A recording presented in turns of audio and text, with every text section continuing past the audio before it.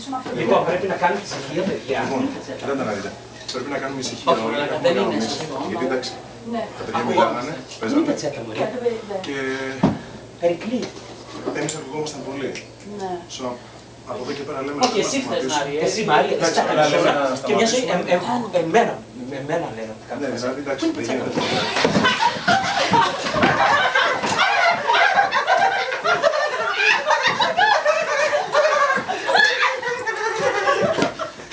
Κάτσε η μουσική.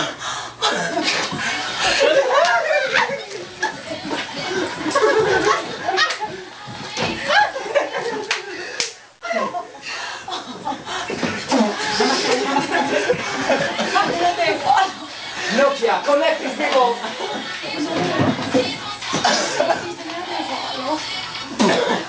Παιδιά, είναι η πετσέτα μου. Αυτό ξεκίνησε. Μια ρεπ πετσέτα που ήταν εδώ. Ξέρεις, μιλάω.